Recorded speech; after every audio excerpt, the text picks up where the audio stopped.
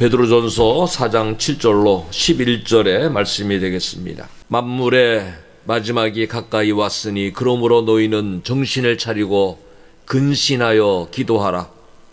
무엇보다도 뜨겁게 서로 사랑할지니 사랑은 허다한 죄를 덮느니라.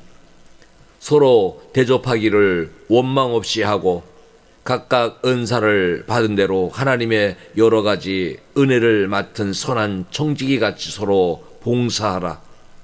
만일 누가 말하려면 하나님의 말씀을 하는 것 같이 하고 누가 봉사하려면 하나님이 공급하시는 힘으로 하는 것 같이 하라. 이는 범사의 예수 그리스도로 말미암아 하나님이 영광을 받으시게 하려 함이니 그에게 영광과 권능이 세세에 무궁하도록 있느니라. 아멘.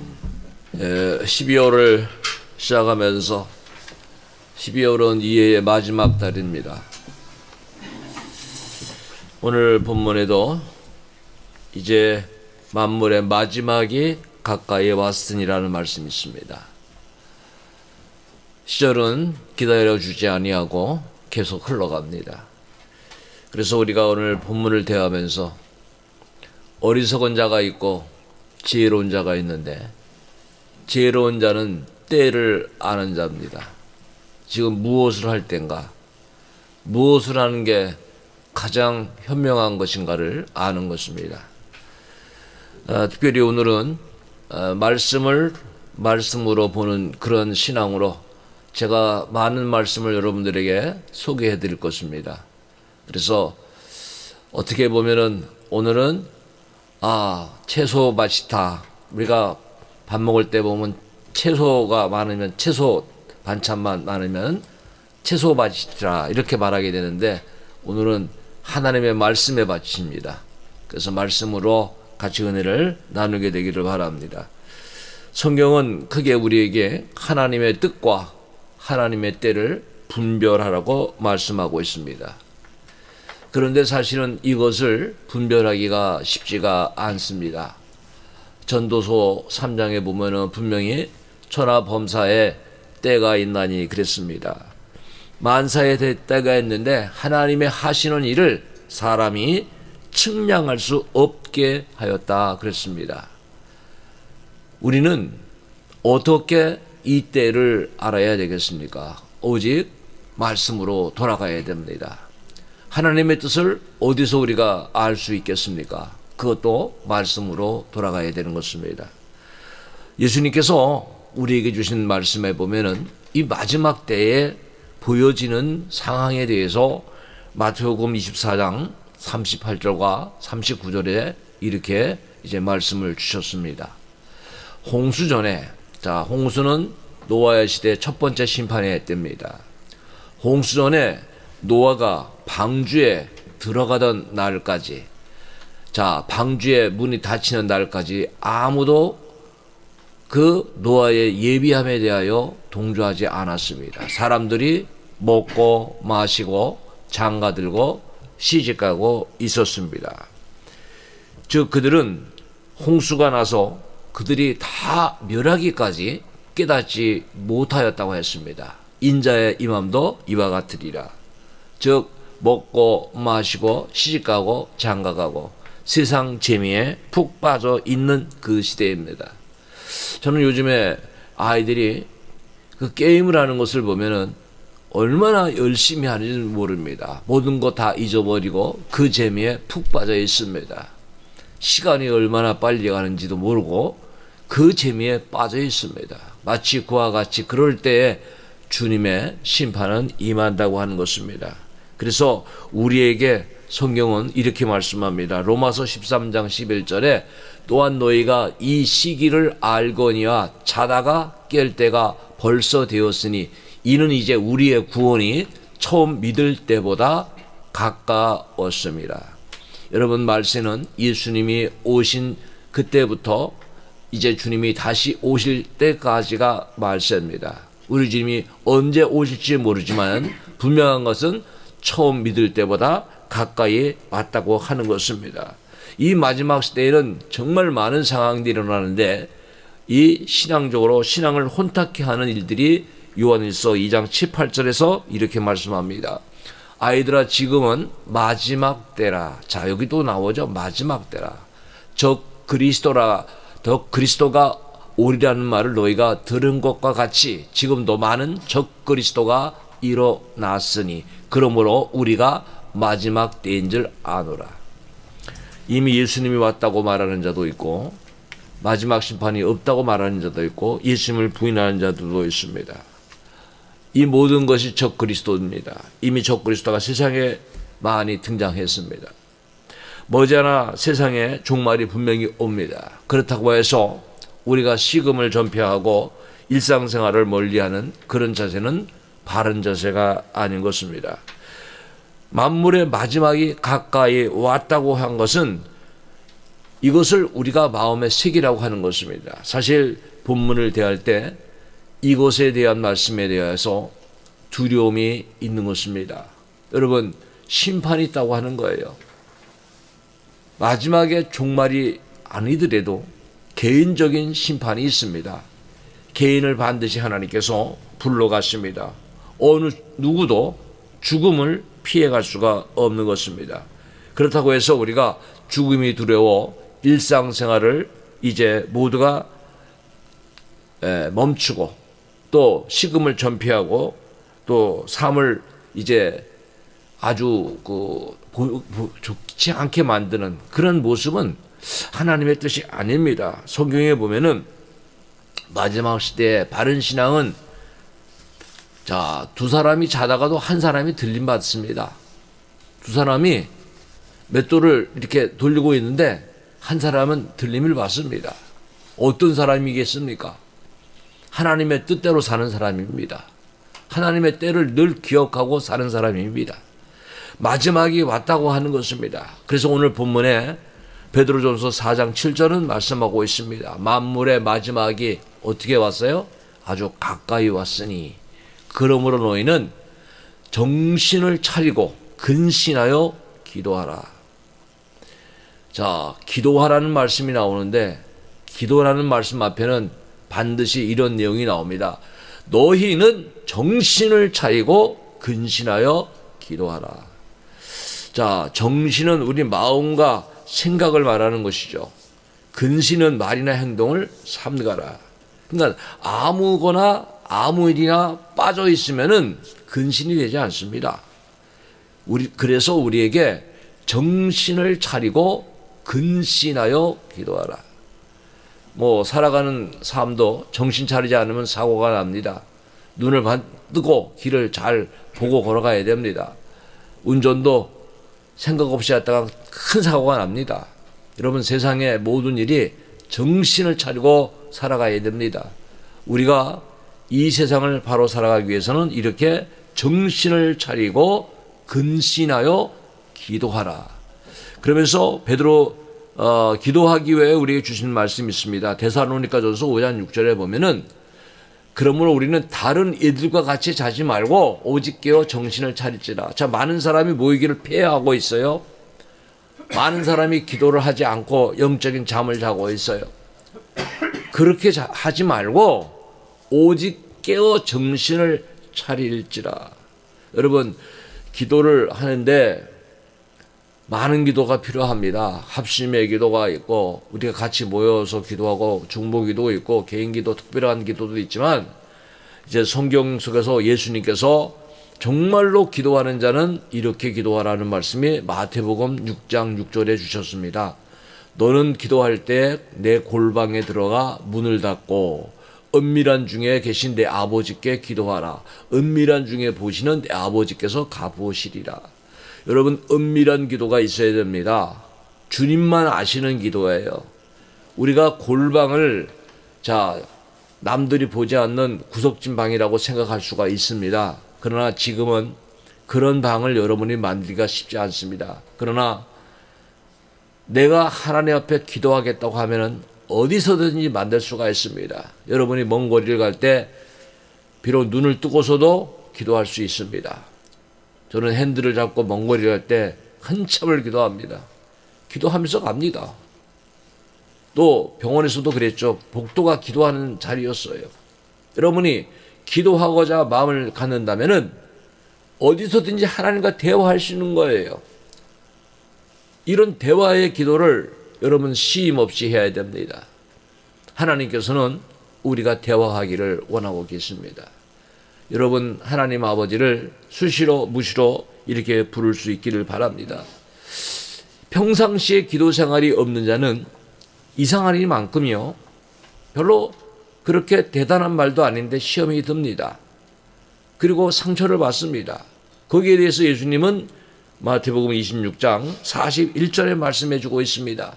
시험에 들지 않게 깨어 기도하라. 마음은 원이로되 육신이 약하도다. 이 똑같은 말씀이 누가복음 22장 40절에는 그곳에 이르러 그들에게 이르되 유혹에 빠지지 않게 기도하라. 그러니까 기도하지 않으면 시험에 들고 기도하지 않으면 유혹에 빠진다. 여러분 기도가요 영적인 능력을 주는 거예요. 영적인 힘을 주는 거예요.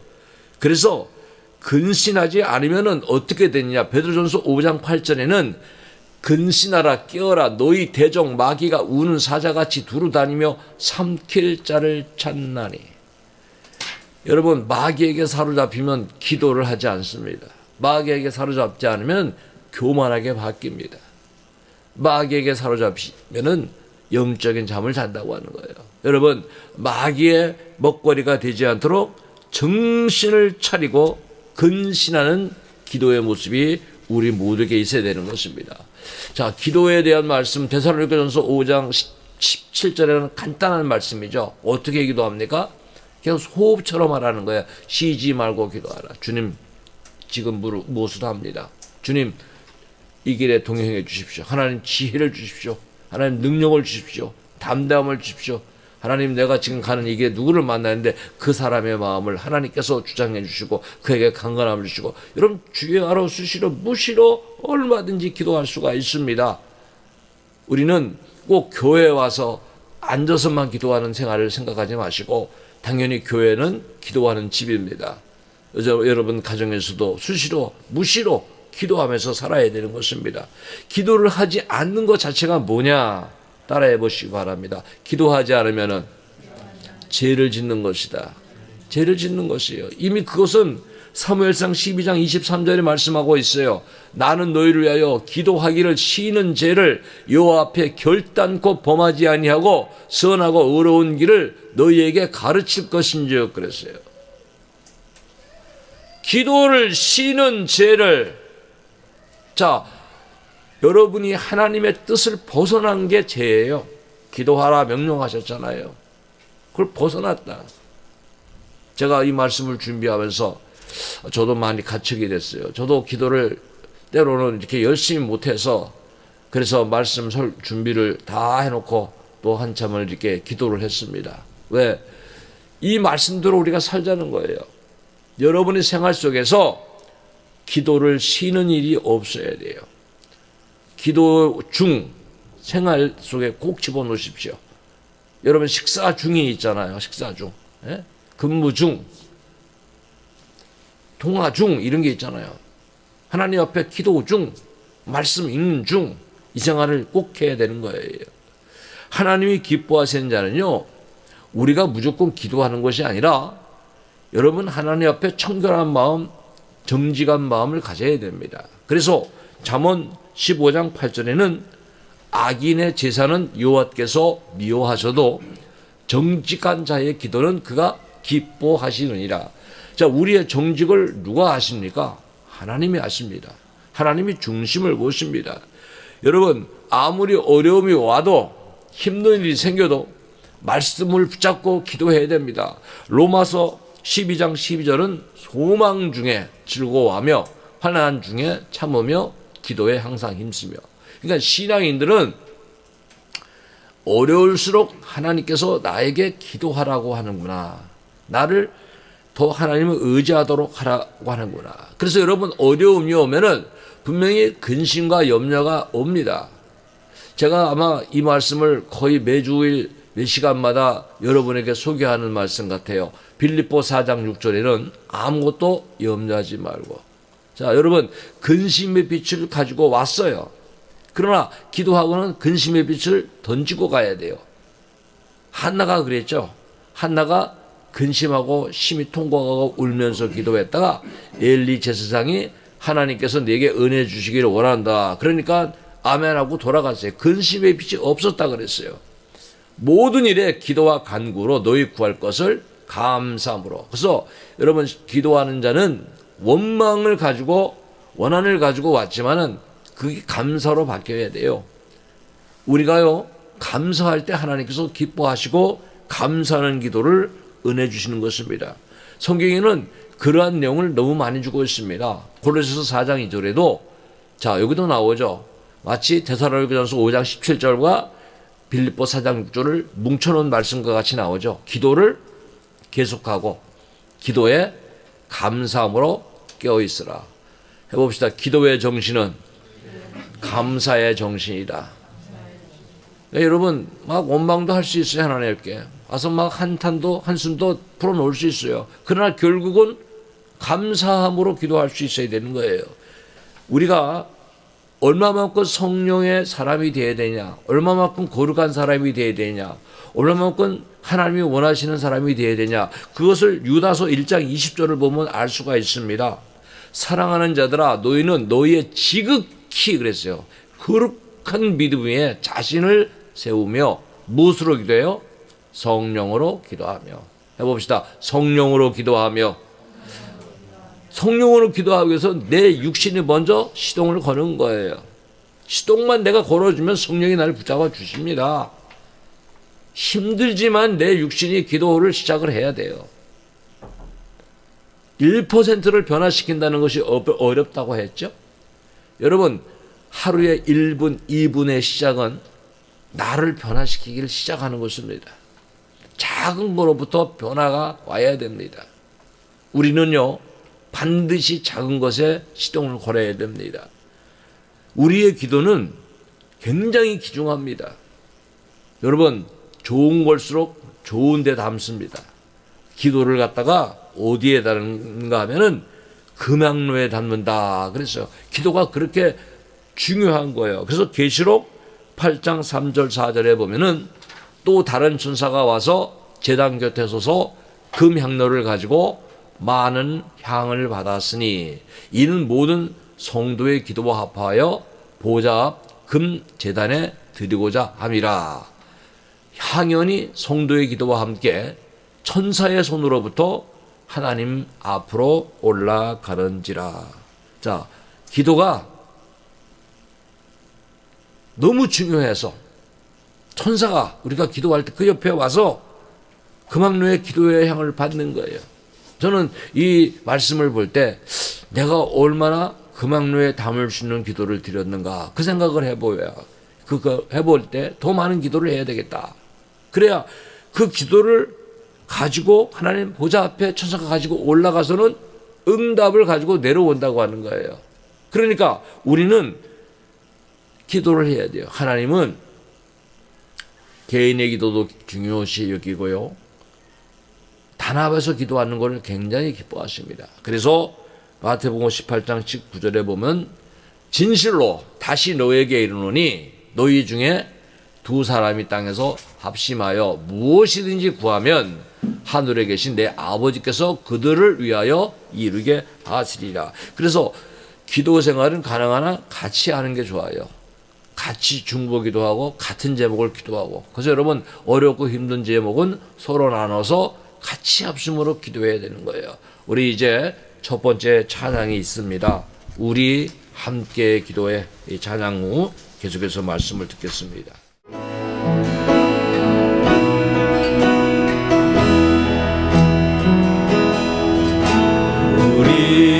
우리 함께 기도해.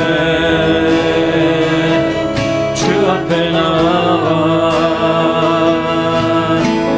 무릎 꿇고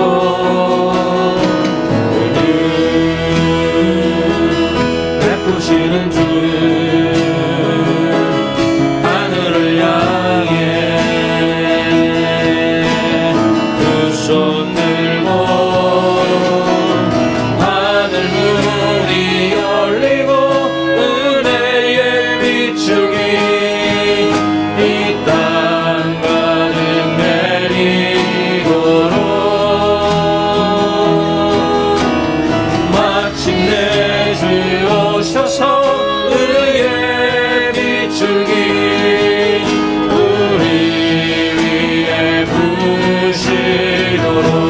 우리 함께 기도해.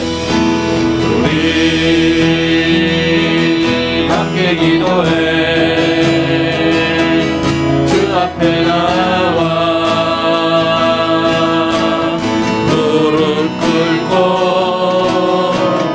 늘 베푸시는 주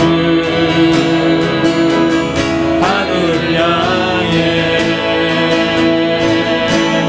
그 손 들고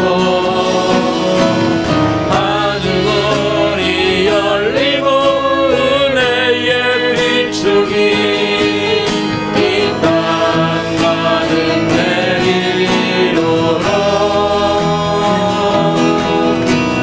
마침내 주 오셔서 의의 비추기 우리 위에 부으시도록. 네. 마지막 시대에 지금 우리가 힘쓸 일이 무엇인가?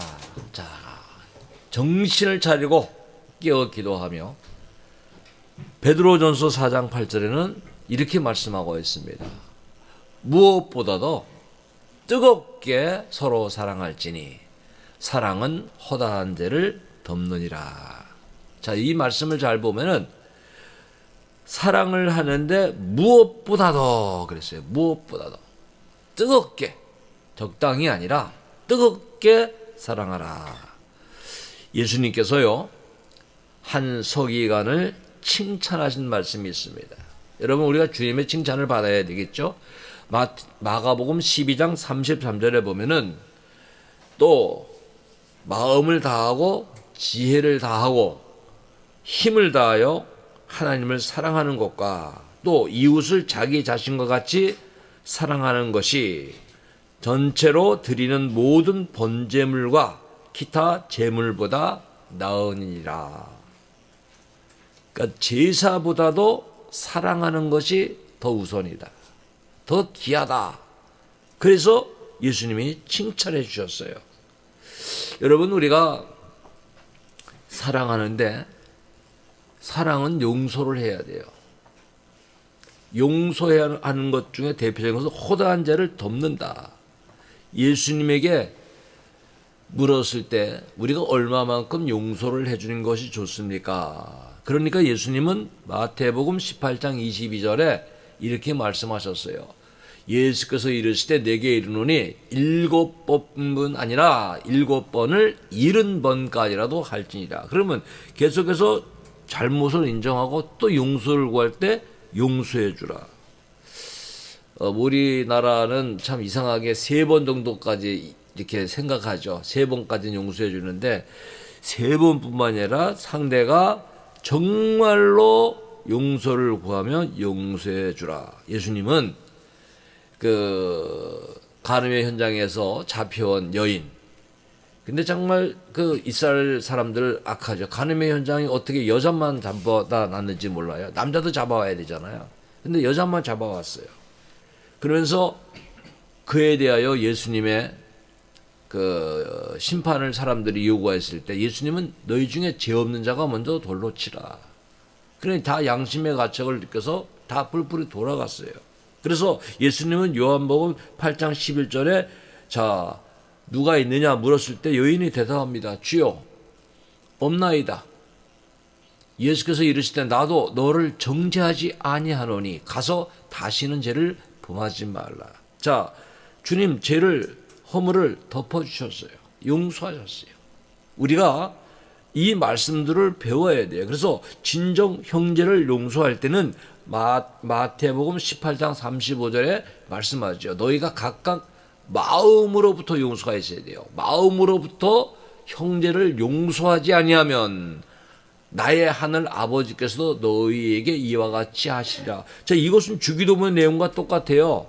주기도문의 6장 12절에 보면은 우리가 우리에게 죄 지은 자를 사하여 준 것 같이 우리 죄를 사하여 주시옵고. 그럼 우리가 정말 용서받기 위해서라도 이제 누구인가 자 나에게 피해를 주었던 사람들을 마음으로부터 자꾸 용서를 해야 돼요. 이게 우리가 하나님께서 우리를 사랑하셨다는 것을 생각해야 돼요. 우리는 사실은 용서받을 수 없는 죄인입니다. 그런데 우리를 용서해 주셨거든요. 우리 죄를 대속해 주셨거든요. 그래서 그 사랑에 근거해야 돼요. 정말 신앙은 말로 그치는 것이 아니라 신앙에는 우리가 무슨 역사를 이루어야 돼요. 그래서 데살로니가 교회가 모범적으로 세 가지를 보여줍니다. 너희의 믿음의 역사. 여러분 믿음의 흔적을 남기셔야 돼요. 믿음이 있으면은 뭔가를 하나님의 믿음의 행동을 하셔야 돼요. 예? 사랑한다면은 뭡니까? 사랑하는 사람 수고해야 돼요.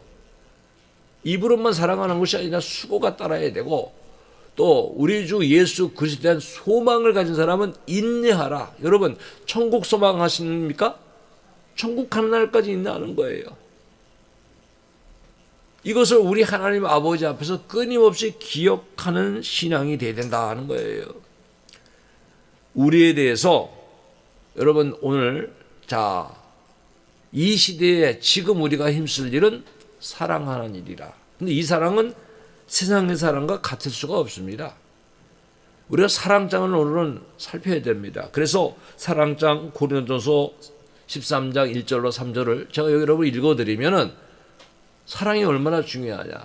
내가 사람의 방언과 천사의 말을 할지라도 사랑이 없으면 소리나는 구리와 울리는 꽹과리가 된다. 그러니까 방언보다도 사랑이 더 중요하고 내가 예언하는 능력이 있어. 모든 비밀과 모든 지식을 알고 여기 보세요. 예언의 능력이 있고요. 또 산을 옮길 만한 믿음이 있을지라도 사랑이 없으면 내가 아무것도 아니요. 그러니까 사랑이 제일이에요. 사랑이. 그 다음에 3절에 내가 내게 있는 모든 것으로 구제하고 또 내 몸을 불사르게 내어줄지라도 사랑이 없으면 내게 아무 유익이 없다. 여러분 구제를 하는데 사람들에게 자랑받고 인기 얻기 위하여 인정받기 위해서 구제한다 할지라도 사랑으로 행하지 않는다면 아무 유익이 없다라고 분명히 말씀하고 있는 것입니다. 그래서 사랑은 희생해야 돼요. 근데 여러분 사랑에는 많은 물질이 필요합니다. 요한 1서 3장 10절에 보면은 이렇게 말씀하고 있어요. 누가 이 세상의 재물을 가지고 형제의 궁핍함을 보고도 알고 있어요. 어려운 사람이 있어요. 당장 먹을 거리도 없고 당장 문제가 생겼어요. 그런 사람을 보고도 도와줄 마음을 닫으면 하나님의 사랑이 어찌 그 속에 거하겠느냐. 그러니까 정말로 도움을 필요로 하는 자를 도와주는 사랑을 실천하라 하는 거예요. 그러면서 요한일서 3장 18절에 같이 읽읍시다. 이 부분은 시작. 자녀들아 우리가 말과 혀로만 사랑하지 말고 행함과 진실함으로 하자. 그러니까 행함이 없으면 안 돼요. 행함. 진실함이 없으면 안 되는 거예요. 그러니까 하나님은 말 잘하는 사람을 원하는 것이 아니에요. 우리가 말로 다 하면 안 돼요. 그러니까 행함을 잘하는 진실함으로 행하는 이 사랑을 행해야 되는데 우리가 하나님을 안다고 하지만은 요한일서 4장 8절에는 이렇게 말씀합니다. 사랑하지 아니하는 자는 하나님을 알지 못하나니 이는 하나님은 사랑이십니다. 보십시오. 사랑을 실천하지 않는 자는 하나님을 잘 알아요? 몰라요? 모르는 거예요. 하나님을 아는 자는 하나님을 의지한다고 그랬어요. 우리 하나님 말씀대로 살아가야 돼요. 그래서 여러분이 하나님을 아는 삶을 살아가기 위해서는 사랑해야 된다. 그 다음에 요한일서 4장 10절에는 진정한 사랑에 대해서 말씀하고 있어요. 사랑은 여기 있으니 우리가 하나님을 사랑한 것이 아니요 하나님이 우리를 사랑하사 우리 죄를 속하기 위하여 화목 제물로 그 아들을 보내셨습니다. 먼저 사랑을 입은 거예요.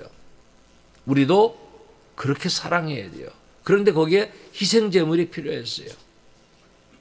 여러분 우리가 누군가를 사랑하기 위해서 뭔가를 희생하면서 사랑할 수가 있어야 되는 거예요. 그래서 요한일서 4장 20절에는 이렇게 말씀하고 있어요. 누구든지 하나님을 사랑하노라 하고 그 형제를 미워하면 이는 거짓말하는 자니 보는 바 그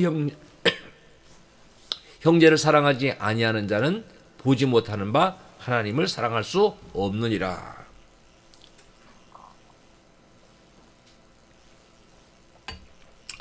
자, 여러분 옆에 있는 모든 사람들 향하여 우리가 사랑합니다. 한번 해봅시다. 자, 사랑합니다. 사랑합니다. 사랑합니다. 이거 진정으로 사랑을 해. 보는 바 형제를 사랑하지 않으면, 제가 금요일 날 말씀 묵상을 여러분에게 이렇게 띄우면서 우리의 겉모습은 진짜가 아니다. 여러분, 겉모습은 포장지다.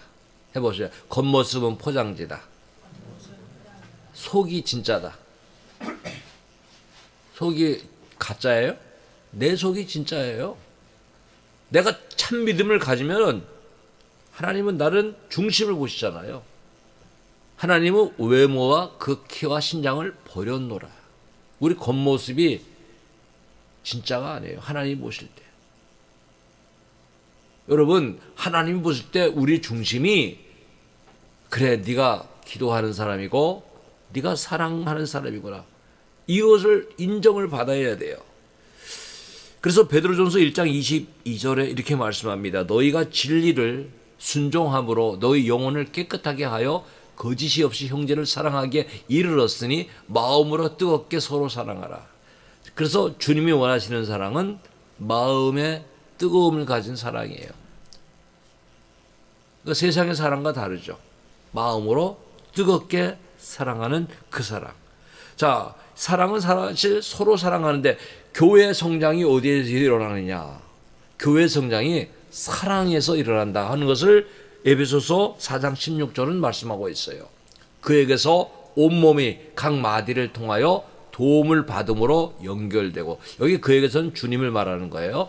예수님으로부터 온몸이 각 마디를 통하여 도움을 받음으로 연결되고 결합되어 각 지체의 분량대로 역사하여 그 몸을 자라게 하며 무엇에서 세워요? 사랑 안에서 스스로 세운다. 자, 교회가 사랑으로 서간다는 거야. 사랑은 언제나 오래 참고, 뭐 그런 찬양이 있죠. 사랑으로 서간다. 그 다음에 우리가 이제 마지막에 가까울수록 지금 우리가 힘쓸 일이 뭐냐? 베드로전서 4장 9절을 보면은 같이 읽읍시다. 서로 대접하기를 원망 없이 하고. 피타에 대접하라는 거예요. 서로 대접, 서로 대접. 바울이 고린도 여행을 할 때, 그 선교 여행을 할 때 브루스길라와 아굴라 부부를 만났습니다. 대접을 받았어요.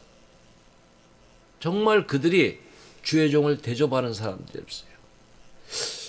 그리고 엘리야 시대에는 사렙다 과부가 그 어려운 가운데 엘리야를 대접합니다. 또 엘리사는 수냄 여인이 좀 여유가 있는 사람이죠. 그 여유가 있는 가운데 대접합니다. 근데 대접하고 손해본 사람은 아무도 없어요. 다 하나님께서 큰 은혜를 내려주십니다. 여러분, 대접에 대한 그러한 교훈을 예수님이 주셨어요. 어떻게 대접을 해야 되느냐. 마태복음 7장 12절, 이것도 같이 읽겠습니다. 그러므로 무엇이든지 남에게 대접을 받고자 하는 대로 너희도 남을 대접하라. 이것이 율법이요 선지자이라. 이게 법 중의 법이라는 거예요. 최고의 법이다. 먼저 대접하라. 먼저 사랑하고 먼저 대접하라. 이 대접은 하나의 마땅한 예의를 취하는 겁니다. 또 때로는 음식을 차려서 대접하는 것입니다. 그런데 여러분이 이 대접을 잘 해야 돼요. 왜 그런가 하면 오늘 말씀 속에는 원망 없이 하라. 네? 뭐 대접을 잘 거쳐 해놓고는 나중에 대접을 너무도 좋지 않게 해서 원망을 들어요. 선물이라고 갖다 줬는데 쓰지 못하는 것들을 갖다가 줬다고 해봅시다. 그 원망 듣는 거예요. 그래서 여러분, 우리가 대접을 잘 해야 돼요. 대접을 잘할 때 축복이 있습니다. 히브리서 13장 이전에는 손님 대접하기를 잊지 말라. 이로써 부지 중에 천사들을 대접한 이들이 있었느니라. 아브라함의 경우가 그랬죠. 지나가는 나그네를 대접을 했어요. 그들이 천사였어요. 그거를 몰랐던 거예요. 천사들의 축복을 그가 받은 거예요. 여러분, 우리가 어느 누가 우리 앞에 지나가더라도 외모를 보지 맙시다. 외모는 그냥 포장지다. 네? 여러분, 정말 우리가 대접할 자를 대접해야 돼요. 차별 없는 대접을 해야 돼요. 초대교회가 대접을 하다가 원망을 들었어요. 그 내용이 사도행전 6장 1절에 나옵니다. 그때 제자가 더 많아졌는데 헬라파 유대인들이 자기들의 과부들이 매일의 구제에 빠짐으로 히브리파 사람을 원망하니 차별하지 않게 같이 좀 이렇게 대접을 하라 하는 거예요. 그리고 대접하면은 야고보서 원망하면은 이런 거죠. 야고보서 5장 9절에 형제들아 서로 원망하지 말라. 그리하여 심판을 면하리라. 여러분 원망은 반드시 심판받는다는 거예요. 원망들을 말하는 일 하지 말라. 보라 심판주가 문 밖에서 계시니라. 그러면서 빌립보서 2장 14절에는 모든 일을 어떻게 합니까? 원망과 시비가 없이 하라. 이거 우리가 성경 많이 알아야 돼요. 그래 원망 듣지 않도록 또 다툼이 없도록 해야 되겠다. 그리고 예수님은 대접을 하는 거에 있어서 여러분 꼭 큰 거로 많은 거로만 대접한다고 생각하지 마십시오. 이러한 대접도 하나님이 기뻐하시는 거예요. 마태복음 10장 42절에 또 누구든지 제자의 이름으로 이 작은 자 중 하나에게 냉수 한 그릇이라도 주는 자는 내가 진실로 너희에게 이르노니 그 사람이 결단코 상을 잃지 아니하리라 하시니라. 여러분 냉수 한 그릇의 대접 작은 자에게 남들은 하찮게 보여요.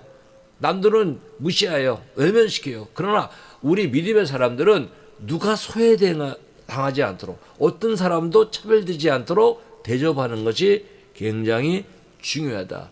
이게 오늘 그리스도인들이 살아가야 될 모습이라 하는 것입니다. 그 다음에 이제 우리가 마지막에 가까울 때 우리가 힘쓸 일을 베드로전서 4장 10절에 말씀하고 있습니다. 각각 은사를 받은 대로 하나님의 여러 가지 은혜를 맡은 선한 청지기 같이 서로 봉사하라. 봉사에 여기 두 가지 원칙이 있어요. 해봅시다. 은사를 받은 대로 이게 첫 번째 원칙이고 두 번째는 선한 청지기 같이 두 가지의 원칙이 있어요. 은사가 있어요. 사람들에게는요 최소한의 한 가지 이상 은사가 있어요. 저도 제가 뭘 잘하는가 생각해 보니까 제가 잘하는 게 있긴 있어요. 오늘도 제가 작곡한 곡을 같이 찬양했잖아요. 제가 작곡을 좀 하더라고요. 그래서 제가 이 곡을 많은 곡을 만들어서 이 곡이 많이 불려지면서 복음이 좀 전파됐으면 좋겠다. 그런 생각을 해요. 어떤 사람들이 제가 만든 곡을 이렇게 부르면서 목사님 곡은 복음 찬양입니다. 그래요. 아니 CCM도 아니고 복음 선거도 아니고 복음 찬양이라고 그래요. 그래서 제가 생각해 보니까 찬양인데 성경 중심이니까 복음 찬양이라고 그러더라고요. 그것도 괜찮은 단어 같아요. 그래서 아무튼 만들어 봤는데 많은 분들이 이제 부르기 시작을 했어요. 그래서 그동안 제가 작곡한 곡들을 이렇게 그냥 덮어놨었어요. 그러나 이제는 캐내고 또 새로운 곡을 이렇게 만들면서 복음 찬양을 많은 사람들이 부르면서 말씀도 알고 하나님을 알도록 하는 것을 해야 되겠다. 왜? 그것을 제가 좀 할 수 있어요. 저는 쉽게 생각했는데 생각해 보니까 다 작곡하는 것들이 아니더라고요. 다 작곡하는 사람이 아니에요. 그러나 여러분 각각에게는 그런 은사 재능이 있습니다. 그 은사를 가지고 해야 돼요. 그 부분에 대해서 로마서 12장 6절로 8절을 말씀하고 있어요. 우리에게 주신 은사대로. 자, 여러분 각각의 은사가 있어요. 노래를 잘하고 피아노를 잘 치고 컴퓨터를 잘하고 가르치는 걸 잘하고 청소를 잘하고 음식을 잘하고 아이들 잘 보고 여러 가지 은사가 있잖아요. 각각의 주신 은혜대로 받은 은사가 각각 다르니 그랬어요. 혹 예언이면 믿음의 분수대로, 섬기는 일이면 섬기는 일로, 혹 가르치는 자는 가르치는 일로, 혹 위로하는 자면 위로하는 일로, 구제하는 자는 성실함으로, 다스리는 자는 부지런함으로, 궁유를 베푸는 자는 즐거움으로 할 것이니라. 그러니까 성실함과 부지런함이 있어야 된다. 어쩌다가 한 번 하는 것이 아니라 우리가 할 수 있는, 내가 할 수 있는 일에 여러분이 열심히 해야 되는데 일에 대해서 로마서 12장 11절은 같이 읽어봅시다. 다 같이 크게. 부지런하여 게으르지 말고 열심을 품고 주를 섬기라. 이게 내 달란트로 내 은사로 봉사하는 것이 주를 섬기는 일이라 하는 거예요. 그래서 선한 청지기같이 봉사하라. 여러분, 선한 청지기는 모든 집안 살림을 이렇게 맡아 책임지는 사람인데, 선한 청지기는 자기 일같이 책임지고 하는 거예요. 그런 자세로 모든 우리는 하나님의 일에 정말 봉사함으로 이것이 교회와 사회와 그리고 가정과 모든 곳에서 하나님의 뜻이 이루어지도록 해야 된다 하는 거예요.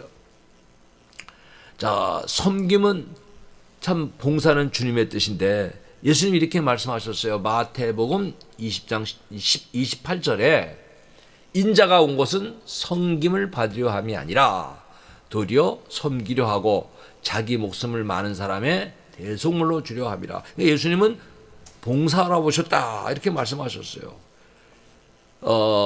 그 소아시아 교회 그 요한계시록에 7교회가 나오는데 칭찬받은 그 봉사에 대해서 칭찬받은 두아디라 교회가 나옵니다. 그게 계시록 2장 19절인데요.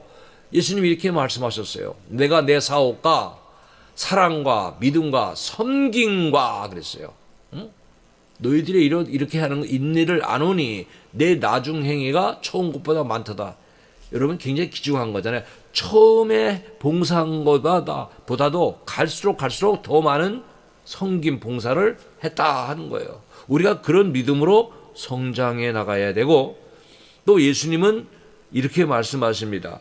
마가복음 10장 43절에 너희 중에는 그렇지 않을지니 너희 중에 누구든지 크고자 하는 자는 너희를 섬기는 자가 되라. 그래서 섬김의 봉사가 귀하다. 오늘 두 번째 찬양이 있습니다.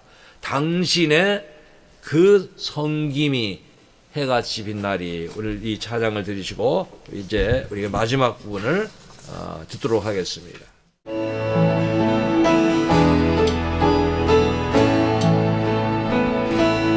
당신의 그 섬김이 전국에서 해같이 빛나리. 당신의 그 겸손이 전국에서 해같이 빛나리.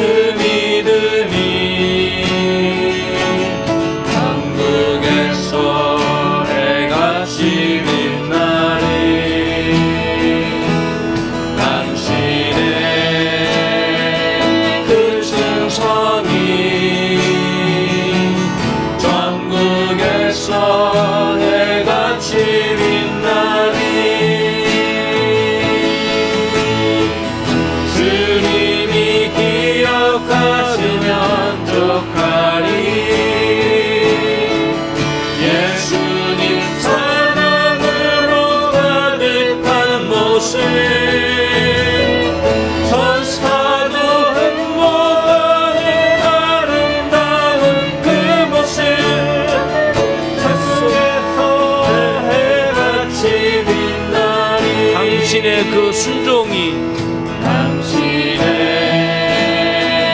그 순종이 전국에서 해같이 빛나리. 당신의 그 사랑이 전국에서 해같이 빛나리.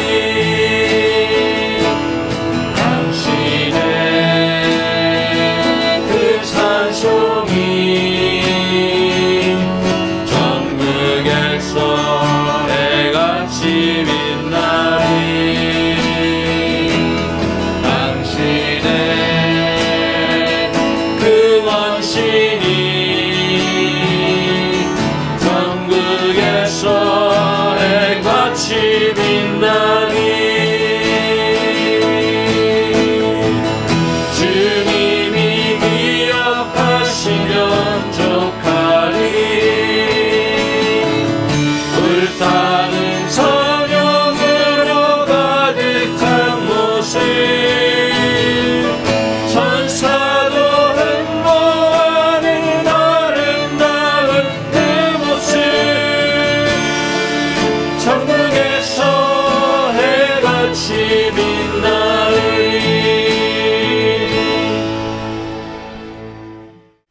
그다음에 이제 우리가 마지막 부분은 하나님의 영광을 위하여 힘쓰라 하는 부분을 배우게 됩니다. 베드로전서 4장 11절을 보면은 만일 누가 말하려면 하나님의 말씀을 하는 것 같이 하고, 누가 봉사하라면 하나님이 공급하시는 힘으로 하는 것 같이 하고, 그러니까 나라는 건 없는 겁니다.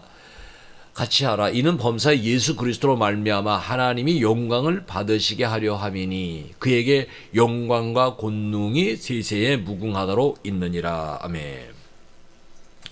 여러분, 이제 하나님이 영광 받으시도록 하는 일을 해야 된다. 우리가 주님의 이름으로 봉사하면서 늘 조심해야 될 것은 교만하는 거예요. 나를 내세우는 거예요. 사람들에게 높임과 칭찬을 받으려고 하는 것인데 조심하라. 그렇게 해야 되면 하나님께 영광이 되지 않습니다.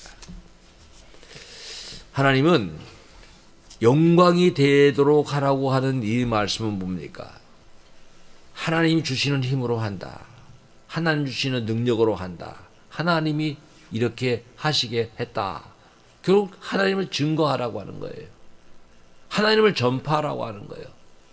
성령을 우리가 주신 이유가 뭡니까? 사도행전 1장 8절에 분명히 말씀하고 있죠. 오직 성령이 너희에게 임하시면 너희가 권능을 받고. 여러분, 권능을 받으면 힘 있는 겁니다. 저와 똑같은 나이를 가진 목사님이 유튜브에 나와서 전도하는 걸 봤습니다. 대합실에, 부산 대합실에 딱 서서, 또 서울 대합실에 서서 길 가다가 서서 설교합니다. 여러분, 하나님을 믿으셔야 됩니다. 여러분은 행복하시길 원하는데 여러분이 죄를 범했기 때문에, 죄 때문에 행복하지 않습니다. 죄의 해결은 오직 예수 그리스도에게 돌아오는 길밖에 없습니다. 그러면서 복음을 담대하게 증거합니다.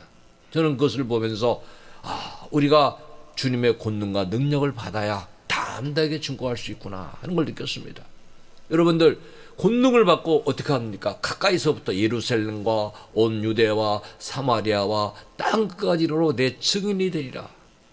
어디서 가서 여러분은 사람들과 대화할 때 대화해 가면서 상대가 하나님을 믿지 않는다는 것이 확실히 판결되고 아직도 방황하고 있는 신앙인이라고 생각할 때는 여러분이 그들을 붙잡아서 믿음의 길로 이끌어갈 수가 있어야 되는 거예요.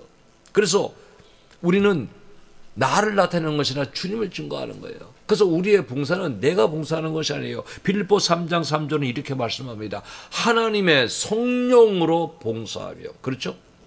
성령이 봉사에 힘주시는 거예요. 예수 그리스도 예수로 자랑하고 예수를 자랑하는 거예요. 육체를 신뢰하지 않는, 자, 내가 이렇게 힘이 있고 내가 배웠고 내가 실력이 있고 내가 이러한 능력이 있어서 이렇게 하는 걸 신뢰하지 아니하는 우리가 곧 진정한 할례파라 그랬어요. 또한 우리에게 부탁을 했어요. 디모데후서 1장 14절에 우리 안에 거하시는 성령으로 말미암아 내게 부탁한 아름다운 것을 지키라. 여러분, 우리가 오늘 이렇게 마지막 시대 힘쓸 일을 배우고 있잖아요. 이걸 우리에게 부탁하신 거예요. 이제 세상에서 여러분 칭찬과 자랑을 이렇게 하려고 하지 마세요. 칭찬받고 자랑받는 거, 자기상 다 받는 거. 예수님은 마태복음 6장 2절에 분명히 말씀하시고 있었어요. 그러므로 구제할 때 외식하는 자가 있죠. 사람에게 보이려고 하는 거예요. 보이기 위하여 자랑받기 위하여 칭찬받기 위하여 하는 거예요.